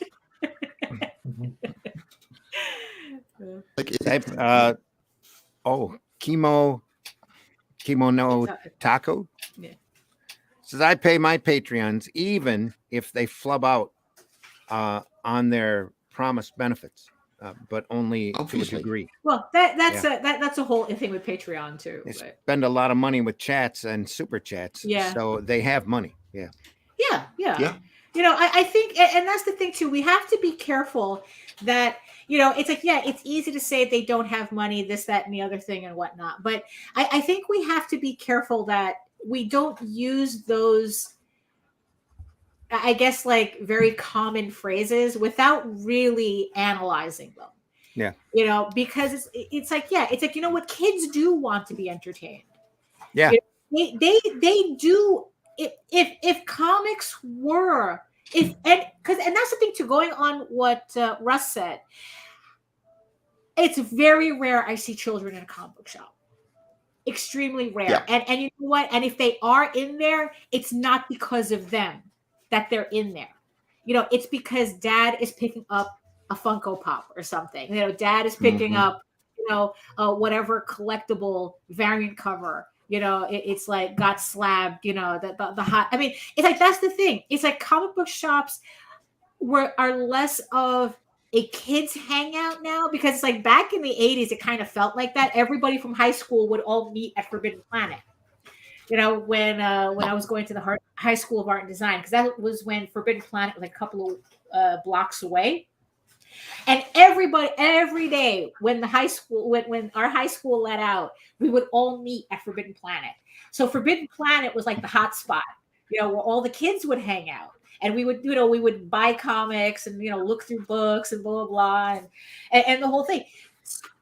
Comic book stores are not like that anymore. Now it's like, okay, it's like, you know, it's kind of like a collector's thing. It's like, you know, it's adults going in and buying adult books. And I don't mean, you know, porno. I'm just talking about just, you know, adult books. Almost. Kids are only there because dad's going for the latest. Look, I remember when Forbidden Planet had that adult section all the way in the back, and it's like, and that's where you would see all the heavy metals and, you know. I miss those adult sections. I miss those adult sections greatly, because most of the time when you walk back there, the stuff was either horribly subpar or incredibly great. Yeah, really, there was no middle ground. There really wasn't. It was like pure amateur, or it was just like brilliant. I don't know. And sometimes the substandard stuff was incredibly well written and just poorly executed. Right. Yeah. So it's like, yeah, and now, you know, stores don't even like carry that anymore. You know, they don't even have that anymore, because it's like, on one hand, it's like, oh, we want to be a family friendly shop, but ironically, comic book stores are not family friendly. Oh, ironically, most mainstream comics aren't family friendly. Yeah, you know? That's very true too. Most of comics today are not family. That's why I say you see so many of these, and this is this is something I mentioned before. Is you look at manga, okay, and there's lots and lots of different subject matter. Yeah. Okay, so you can have a comic book about skating, or a comic book about flower arranging, or a comic book about politics, or a comic book about superheroes or sci-fi. Yeah. Okay, and the problem that mainstream comics have had is that they've tried to put all those subjects into superheroes. Yeah. Okay, which are basically whimsical, funny, like mad sci-fi nut stuff. That's their adventure comics. So as soon as you interject these other subject matters, mostly it has to be said slice of life, stroke relationship, stroke cultural, you know, differences. Then it waters down the adventure. Yeah, it waters down the genre that you're actually telling the story. Right, yeah. I mean, but that's exactly. It's kind of like my whole beef with realistic fantasy. It's like, why? It's fantasy. It's Same fantasy. thing with superheroes. Stop sending superheroes to therapy. Stop it. I am tired of turning on every Disney Plus show. Oh, Loki's in therapy. Wanda is in therapy. You know, well, you know, it's like whoever is, everybody's in therapy. It's like, I don't want my heroes to be in therapy. I'm sorry, you're giving Disney Plus the prime idea now to do super therapist. Yeah, I know, for real. And the thing is, didn't somebody do a goofy it was lawyers, I think. So an entire hour of Loki on the couch just does not appeal to me. No, it really doesn't. I mean, it's like, no. And the thing is, that you kind of hit on it before the before we went on the air, where it's like, I really do think that there is a concerted effort to destroy the concept of heroes. Yes. To destroy the concept of having people rise to their better angels. You know, that people who can actually aspire, I mean, beyond us, you know, where it's like, yes, you will believe a man can fly, you know, and gods can walk the earth and that type of thing. Like, I don't want heroes to be me.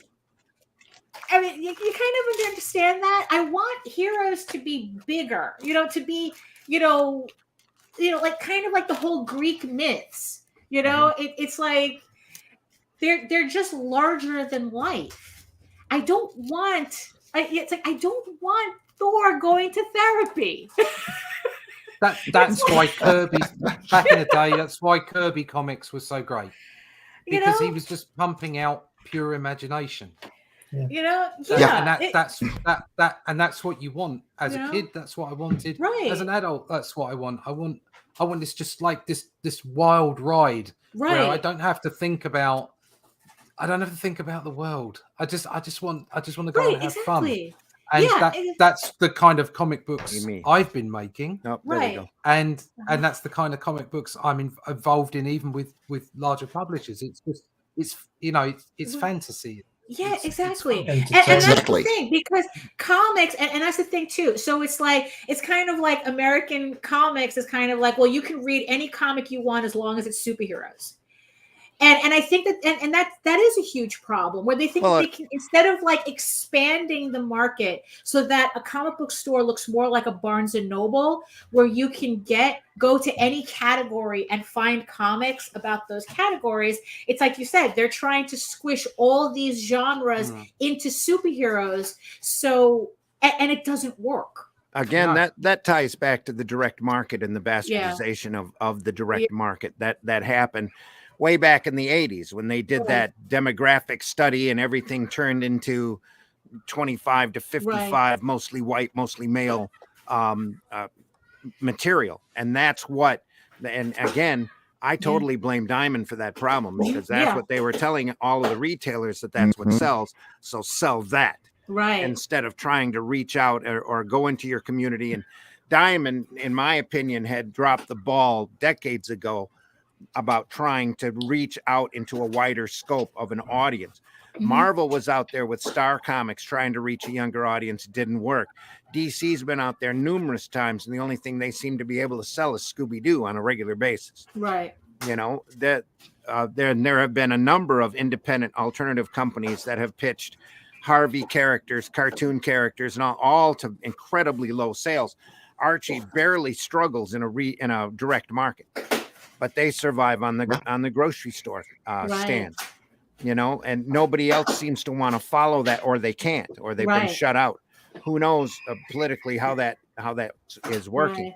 The big problem is that this market has been narrowed down so badly, and that's the perception. It's all male power fantasies, and that's not comics. Right. That's just superheroes. And then those inside of that, superheroes have been demoralized and realistically brought out or deconstructed, I guess they would say. Thanks, Frank. I blame Miller for that.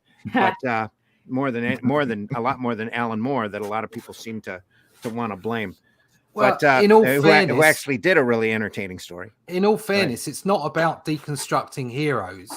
It's about market research, which is what I was talking about earlier. Yes. You can't always blame the creatives. You can't always blame the executives or the editors, although editors, I believe, are a big part of it. And the problem is you can't always rely on market research either. Right. No, exactly. So as much as I believe that editors or in the movie industry, producers are part of the issue. Mm-hmm. The bigger part of the issue, I think, is the market research. Yeah. So you can put aside all the creatives, all the people that might want to put their ideology into creatives, because that has been going on for years. Okay, that's always gone on, and it's about how it's displayed and how it's brought to market. Yeah. Okay. Yeah. And the market research. Okay, and that whole concept of, right, we've done Watchmen and it's sold really well. Let's deconstruct everything. Right. And that's effectively what happened to comics. Yeah, exactly. It was Yeah. let's deconstruct everything. That will sell,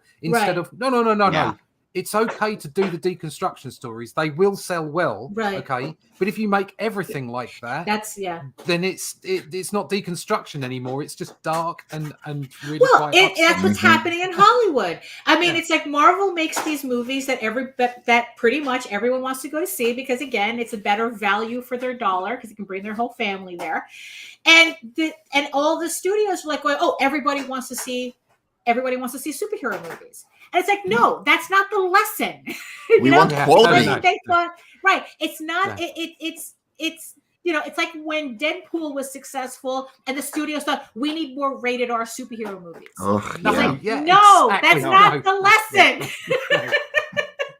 No, the lesson is make different films. Right, do lots exactly. of different stuff. And what happens is you will get colossal successes. Right. You'll get mediocre successes, and you will get losses. Exactly. But at least you've got a range of stuff. Right. It's like that's the thing. So it's like, because someone like me, you're special. It's like exactly. Right. Yeah. I don't like superheroes. I never really got into them. So no matter what Marvel does to superheroes, they are never getting my attention. They couldn't even do a Rocket Raccoon series I was interested in. I mean, it's like, so that's the thing though. It's like they're trying to cater to markets that are never going to be interested in them.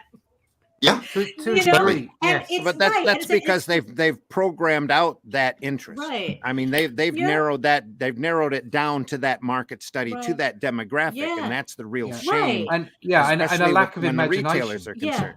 And it's a lack of thought and of scope. But look at you, Daphne. You're talking about Savage Sword of Conan. Yeah. I mean, that's not superheroes. No, and that not was at the all. Massive Marvel comic back in the day. Exactly. So there's room for it. Right, and that's the thing that frustrates me is the thing that that there is no, you have to go into independent comics. We had to go into independent comics to get the comics that we wanted. I learned a long time ago that these companies, that mainstream companies, are not interested in making books that I would be interested in. So I had to do it myself. So it's like, so to see them trying to still, I mean, it just put out more Conan reprints. I mean, come on. That's what I really want. Really, just make more. Get back to essentials. Just make more affordable Conan reprints. Well, Joe up in the chat was talking about value and the fact that kids perceive value. Yeah. I perceived value for the comics back when they were like $1 and you had a done-in-one issue. Right. Mm-hmm. Those old Brave and the Bold still stand up. Some great writing in there. Yeah. And even the revision of Brave and the Bold, like I keep saying, that Straczynski was involved with for a short period of time, did some amazing stuff nobody talks about, nobody notices, nobody wants to mention. You go back into those old comics, that's the heyday of these comics, was when, initially they started out as 8, 10, 12 page stories, and there were 3 or 4 or 5 stories in each issue, 56 pages for a dime. They were selling, and even in the 50s, they were selling millions of copies. Again, 12 cents, hardly damaged the market. 15 cents, hardly damaged the market. Nowadays it's $5 for a sixth of that story that we used to get for a single issue story. And even back when I was growing up, half of that comic was jammed with ads. Yeah. You know, you were getting you were lucky to get 17 pages of comics in a 32-page book. Look, they had to move sea monkeys. Yeah, they had to move sea monkeys and cardboard submarines. Yeah, X-ray glasses. Come on. I had them. Yes. Oh. I saw a girl's knickers with them. I'll tell you. They work. They really work. Anyway. But also that's part of the charm, though, of comics. That was the charm of Yeah. comics. It's to be able to go and read, you know, 3 or 4 stories of characters that you had never read before, who had unique abilities, doing unique things, so that you could escape and be entertained. Nowadays, like Daphne said, they're all either on therapy or sitting in a pizza parlor, or standing around trying to talk to each other, but each one soapboxing. Right, but you know, but here's the thing too. Going back to your male power fantasy thing, you see, and also the thing is too is that I don't think that there's anything inherently wrong with that. It's like there's male power fantasies are just as valid as romance comics. They're just as valid as fantasy comics. They're just as valid. It's just another type of storytelling, and I don't think one should be destroyed for the sake of another. It's like, you know, let's go back to having, you know, like comics. It's like, you know, the ultra male, you know, magazine, you know, weasels tear my flesh type of thing. You know, it's like, let's go back to, I mean, my favorite comic. Oh no. Well, he went to go. Weasels tore his flesh. That's what happened. Right? Weasels tore your flesh. Right. My signal keeps screwing up. Okay. That's what it is. Yeah. That's weird. One of my favorite comics is Meta Barons. This has got to be the most insanely masculine, testosterone-driven series I have ever seen, and I adore it.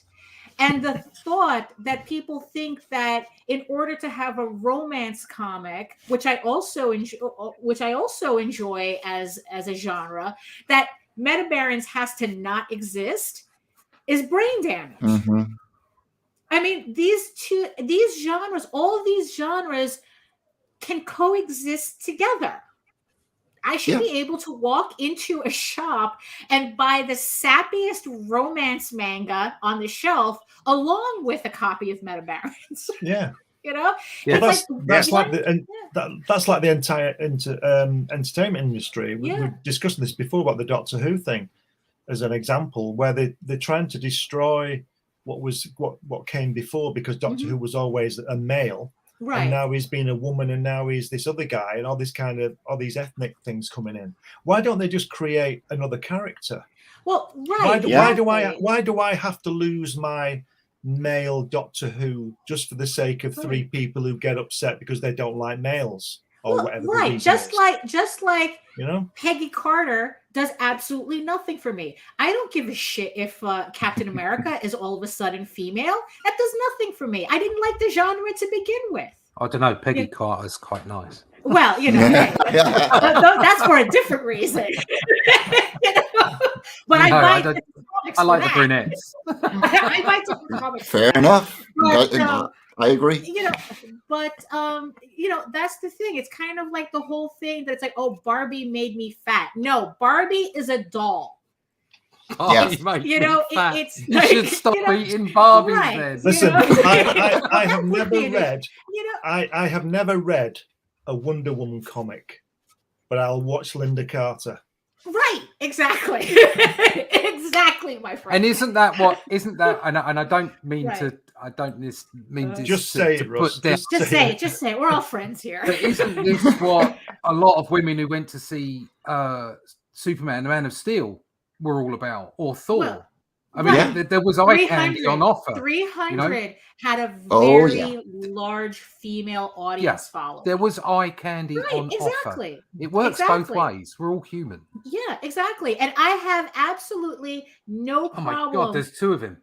Oh no, Randy, that's your superpower. There we go.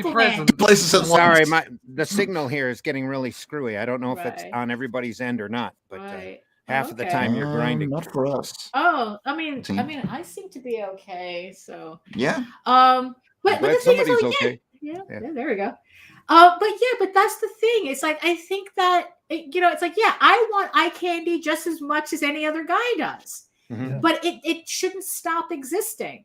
No. And that's the problem that I have, that it's like that one has to disappear for the sake of the other. And it's like, no.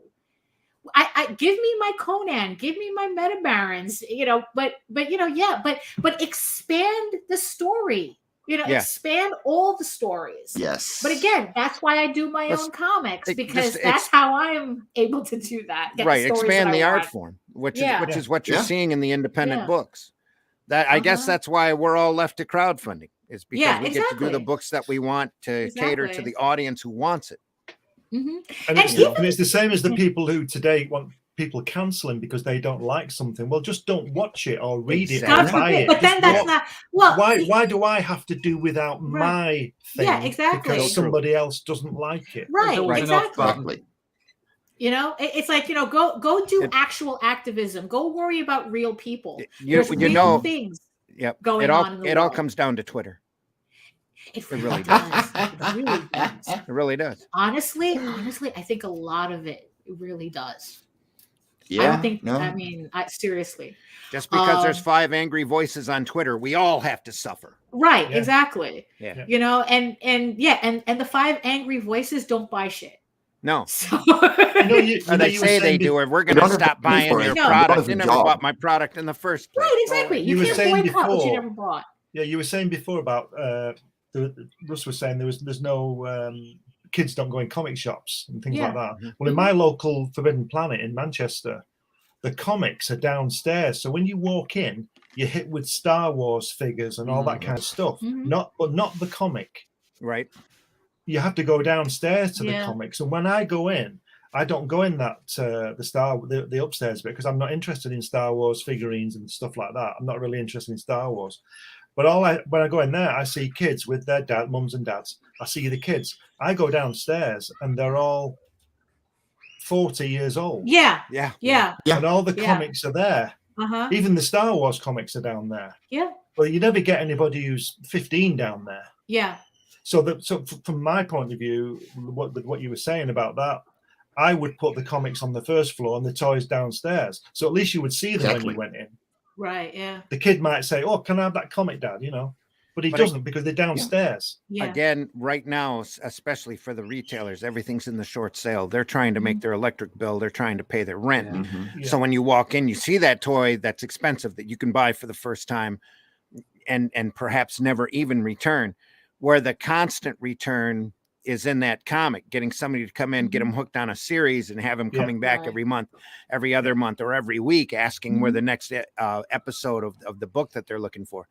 Those old serials is what used to keep people coming into the theaters. The shorts used to keep, that's why Three Stooges was so popular way back when. They were always told they weren't popular at all, but if you wanted to carry if you wanted to get an audience, you threw a Three Stooges short in front of that, and everybody came in and watched it, and then sat through the movie afterward. It's not a long-term game anymore. It's a very short-term because these retailers are literally hand to mouth. So they're out there pushing their Funko Pops. They're out there trying to build, come in and buy a magic pack, and then perhaps never see you again, that kind of thing. And not worried about trying to get that weekly fix, where when we were kids, we couldn't wait for Tuesdays, Wednesdays, or Thursdays, whenever New Comic Day was out there, so that we can run in and buy those books. You don't have that kind of fervor, at least on a large scale anymore. Everybody's interested in catching the next book that they can slab, that they can charge an extra couple $100 for. Also, all of that charm is gone. Well, also, where do kids get most of their books from? Scholastic book fairs. That's because it's easily accessible to them in school too. Right, exactly. Yeah. That's also another reason why we don't see. I mean, it's like if kids are buying, it's like unless they're old enough to go into a bookstore to buy manga, which we know that's what they do. They're getting their comic fix from a Scholastic book fair. Yeah, and it ain't superheroes. Yeah, and it's not. And it ain't super. No. Yeah. No, those are saved for the young adult novels where they get to soapbox about how different they are. Right. Mm-hmm. You see, and I think and that's the thing too, because it's like, you know what? Yeah, it's like that's why I keep screaming, "You're not special." We're all not special. Yeah. It's like we all have. It's like we all have our different takes on things, and it's like you know what? It's like yeah, that's why we do independent comics for freely. It's like you know what? Maybe I don't want to be special enough that a corporation thinks they can kind of like, you know, slide product my way and think that they can, you know, garner superficial loyalty that way. It's like I don't know. It's I'd rather subjectivity and being exposed to what you like. The goal is to support what you like and love. God forbid. Also, be a positive influence to show others that or what you like and expand the exposure. Right. Yeah. And you see, and that's the funny thing too. It's like, not to, you know, mention the online place again, but the thing is though, is that you ever notice how the loudest people who are against something, like a book or something, they never tell you what they like. And most they of the time, never tell you what to support. And most of the time, they never what to kill. Most of the time, they've never looked at or read or followed what they hate anyway. Right, exactly. They have no idea what they're talking about. Yeah. So it's like I don't understand why these people have the power using the word very loosely. Did you see that, just as an aside here, did you see that on that little clip on YouTube? I think it's in America, it must have been in America, everything's in America, isn't it? where these people had these big banners of defund the police. Walking through the street, and this guy runs out, grabs this sign and throws it over the fence into the lawn, onto the house lawn, and destroys it. And the woman shouted for the police officer to come over and arrest him. Right. Yeah. And she's got a sign saying defund the police. Well, I think, but the thing is, I really do think that that's a complete misunderstanding of what defund means, but I'm not getting into that. But I understand what's going on irony. there. Yeah, I understand the irony of it, but you know, it's kind of like the whole you go to, you know, like Earth Day. So you should have a sign saying, "This isn't really what I mean. Defund the police." Land of the free, home of the stupid. Right, but you know what's really funny? I mean, but the thing is, though, if you're doing real activism, you don't need that sign. You know, I mean, that's the thing, because it's like I said, a lot of people, they think activism is just latching on to a catchphrase, and then that's all they need to do. Yep. You know, as opposed to like, you know, it's like the whole thing. It's like, oh, comics need to be more diverse. But if you ask them what that really means, they couldn't quite tell you. No. You know, they couldn't. Well, that means all the white male comics need to go away. That's the but even that's then, their goal. You know? But in the end, it's that's like not diverse. What are they replacing it with? Yeah, you know, and it's like they couldn't quite. It's like really all. It's. I get it, but yeah, it's like, but you know what? But that's why the conversation is the mess that it is. Yeah, this is why I don't. This is what I don't understand about change. If somebody wants something changing, but they're not going to make it at least as good, right? Then why do I have to change? Right. If you bring something to me that's superior to what I'm thinking or saying or doing, I'll go with it. Right. But if it doesn't do any of that and just destroys me, then what's the point? Right, exactly. You know, or it's like sometimes I like to say, I didn't create the problem, so I don't feel a responsibility to solve it. I mean, which is kind of nihilistic. But sometimes I really need to remind myself of that. My circus, not my clowns. Yeah, exactly. Yeah. What I usually find... Okay, where was it going with that?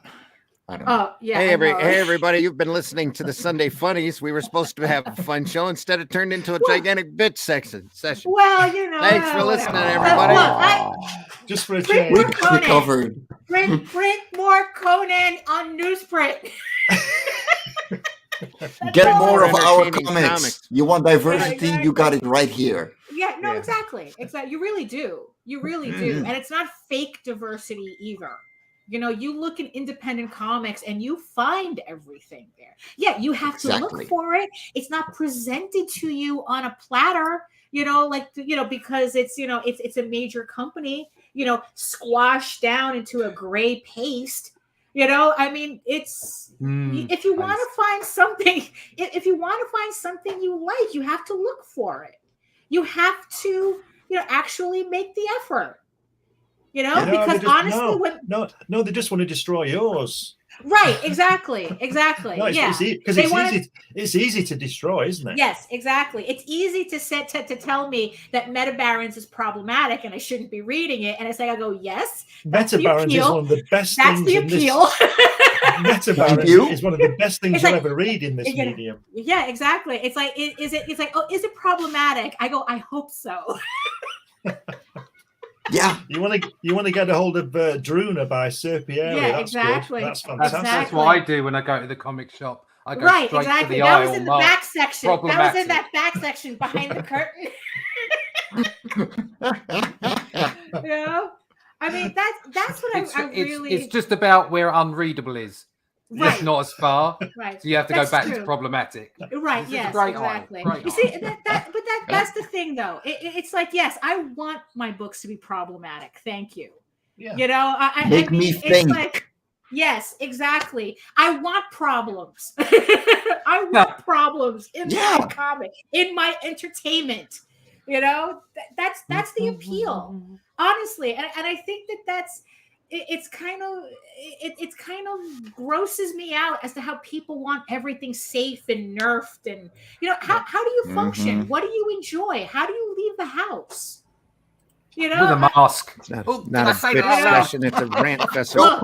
Look, honestly, the only 2 times that I really that a mask. Look, if you go into the subway without a mask compared to when you go into the subway with a mask, that's why you're always wearing a mask now. I know every time I go to the subway now, a mask is not that bad. That just hides the smell of urine. Yes, it does. Yes, it does. Stops you sleeping out the rats. Yep. So yes, that in public bathrooms. Honestly, if any 2 places needed a mask, is that those 2. I don't know what's going on with my StreamYard today, but everybody seems to be grinding every 5 minutes. So. Right. Okay. Russ, tell folks how they can find you. Normally out the back. Sorry. Running. You can find me when I'm not drawing comic books or shouting at parked cars. You can find me on russleach.com.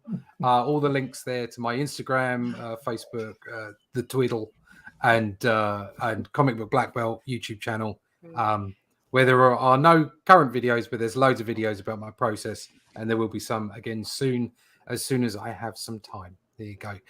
My current book is still up in demand for book 2 of Only Death Can Save Us. It's going to be the campaign's going to be locked down very soon, and I'll be going to print in the next 8 weeks, 9 weeks or so. So check that out, and if not, sign on to my email list, because all the books will be available via Amazon. Completely different to those that the backers get, so everybody gets something unique if they back it now, but it will end up as an Amazon book. So you'll be able to pick it up then, but you'll only find out about it if you get on my email list. There you go. And be on the lookout for the 50-pound Only Death Can Save Us omnibus. Exactly. There will be an omnibus. There will be a black and white omnibus. There you go. But it won't be 50 black pages. And white, that's no good. I have to build an extension. Tension is doing it. Mike, Jimmy, tell us how they can find you. You can find everything about me on my link tree right down here. Various events, which has my website, the Love of Korra 5 campaign, which is going to close real soon. But if you want one of those signed copies I got in piles over there, you might want to go and grab one real quick and maybe unlock our next stretch goal, which is only a couple tens of euros away. And yeah, keep an eye out for the Radiant side on Kickstarter. That's going to be building up real soon. Trademark. But yeah, just look me up, ask me any question you like, because I'm always around. Daphne, tell us how they can find you. You can find me ranting and raving. Just open the three window times. and you'll hear her. Yeah, exactly. Exactly. From across the Atlantic. You'll be fine. Absolutely. Twice a week, Mondays and Fridays on the Ragin 2 network. And now you can also find me regularly on this show as well, where I can now reach my comics. But you can also head on over to my main portfolio site at egoworks.com, EGOWORKS. You can find links to all of my galleries and social media sites, but I mostly post to Facebook. And you can also check out my YouTube channel at Daphne Lage, Lager, where you can watch videos on how I make my comics and do all sorts of other things too. But yeah, you can find me here. Glenn, tell folks how they can find you. You can find me currently on Indiegogo In Demand, where you can purchase this fantastic book about my meetings to see Jack Kirby, and you'll also get a DVD of him talking as well, talking to me. You can see most of all of my books on Amazon, and magazines are there too. You can get this is the first edition, but you get the latest edition of Comics Unlimited, which is coming up in a couple of weeks. And you can also find me on Facebook, Twitter, and you could email me if you wanted at comicsunlimitedmagazine@gmail.com. And you can also find me on Thursday mornings, EST, on the Comics Unlimited podcast with Ted Davis. Thursday morning, what time? 10 o'clock EST. 10 o'clock Eastern Standard Time, which is 3 o'clock GMT. Okay. Proper time. Proper time. Mm-hmm. Well, we decide when people are eating, don't we, Ross? You know? Yeah. And when they're not, when they're going down to the UK. Down to us, we decide when people eat. Yeah. Kimono Taku says, "Nice stream, everyone. Good work." Yeah, thank you, Patrick. Thanks for listening, everybody. We need more comments like Titan's pocketbook here. We do. Yeah. That's newsprint. That's black and white. Yeah, exactly. Disposable. Yeah. And it was only manhandle it. 15p. Yeah. You can roll it up and stick it. I want to put these books in the dollar store so bad. Yeah. I'm telling you, that's where they belong. If I was Elon, it'd only take a few million. You're right, exactly. You can change this entire art form. Just a couple million. Contact me. You can contact me at these Zimcast, all one word, these Zim with 2 M's cast at gmail.com. You can find me on Facebook. You can find me as Arrow Comics 4.0 all over. Check the link tree and Instagram, even on Twitter, and wherever fine place, whatever big platforms we are on out there. Want to point out to you before we leave, we want to give our condolences to George Perez's family. Our fondest memories. I posted one up on Facebook late last night. One of my fondest memories, my only memories really of George is the kindness of his heart and his love for this art form, which it comes out in our ranting today, and our anger at the at how bad or how badly missed this art form is, or messed up at the moment, and how and what it could be in the future. If you have some great comics out there, spread your passion around, not your anger, not your rants. Tell people about the good books that you've read. Give comics as gifts when you and where you can find them. Ollie's is still having book dumps all the time. If you have an Ollie's around where you are, only take the good books though, and leave that half of that that dark, realistic, therapeutic superhero sitting on the couch on a psychiatrist's couch alone. Go ahead, Glenn. Sorry, could I just say that everybody here knows what Jack Kirby means to me. Mm-hmm. But if a person out there now has never read a comic, only ever saw George Perez artwork, and that's all they ever saw, they'd be doing really, really well. Yeah. Really well. Yeah. He did a lot of great stories in his time. He is just incredible. Yeah. Really was. The first time I met George was we were standing in line to get a set of books signed, autographed by Stan Lee at the Chicago Con. Stan would only allow 3 signatures, and this is back when he would sign anything that he had done for free because he was there to meet the fans. The line literally ran through the entire hotel. you know, and I had three Masterworks first prints that I was going to have him sign: the first FF, the first X-Men, the first Spider-Man. Anyway, by the time I got up in line, this was back a long time ago, and we also took some copies of our comics that we wanted to give to Stan, you know, just to thank him and show him some of the stuff that we had done. This is in the very early days of Arrow Comics. We get up in line to Stan, and sitting right next to him is George. George cut through the line and was sitting next to Stan, talking to him. And we all at that point knew who George Perez was. And I went up to give Stan a set of books. And I'm trying not to get wispy here. George literally jumped out of his chair when he saw the cover for I was giving Stan a copy of Tales from the Universe 3, and George had already bought it, had already read it. Jumped up out of his chair and went, "You're Randy Zimmerman. You do Tales from the Universe. Your stuff is great." And that just awesome. Stunned the shit out of me. You know, you couldn't get my head through the door for the rest of the day. I'm telling you. And all I could do is stammer and go, "I love your stuff too, George." You too. You too. I love your stuff too, George. And George was always like that. He was always on top of stuff, always knew who was coming out and knew the stuff that he loved, knew the people, just amazed the crap out of him. Holy crap. You know, that the only other time I'd been stunned is when I passed Will Eisner in the hall and he stopped me and asked me how Arrow Comics was going. At a San Diego Con, was like, doing great, you know, that kind of thing. But George was always a kind-hearted guy, one of the best, and a pure example of how this industry should be. And we should all try to emanate not just what he did or his productivity, or that George would sit and do 5 pages a day when he was at his height, you know, sit curled up on a couch and just pencil 5 pages a day. And we all know how detailed Perez's work was back then. It's just amazing to see, but he did it because he loved it. Yeah.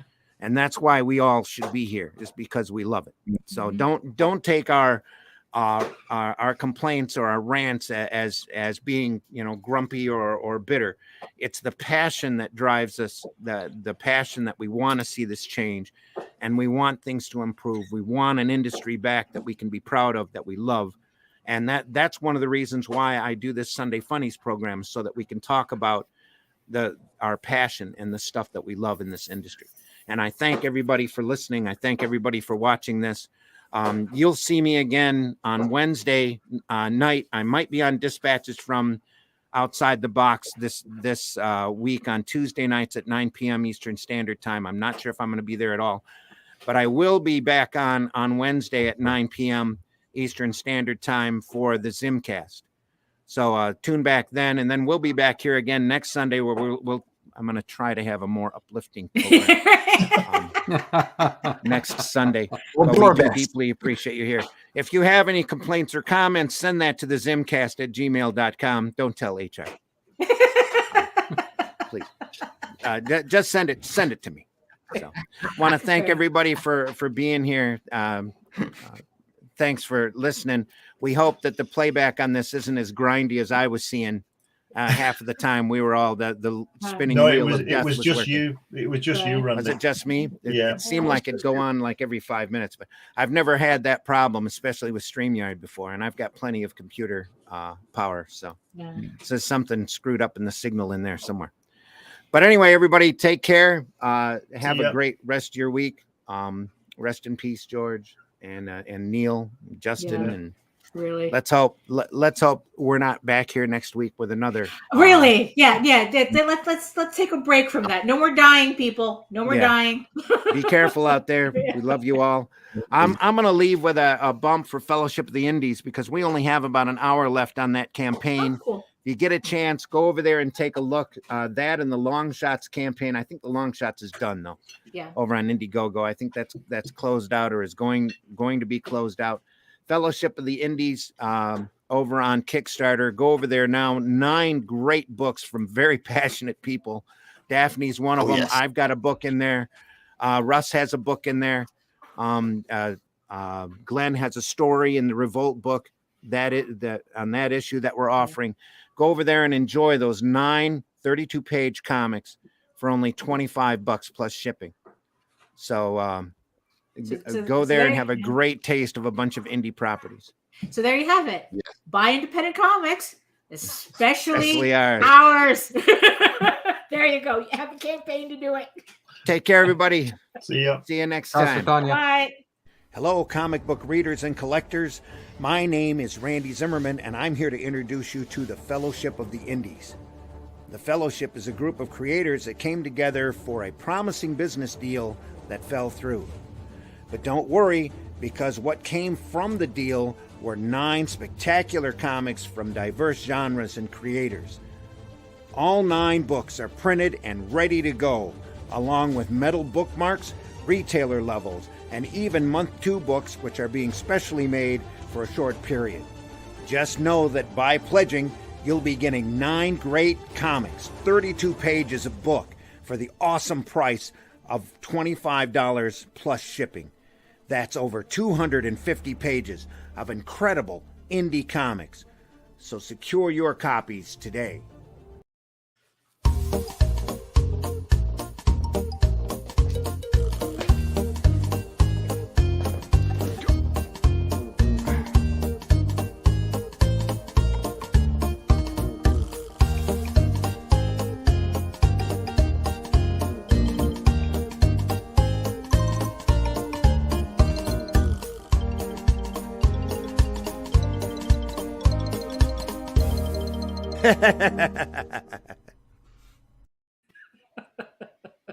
And hitting the button right now.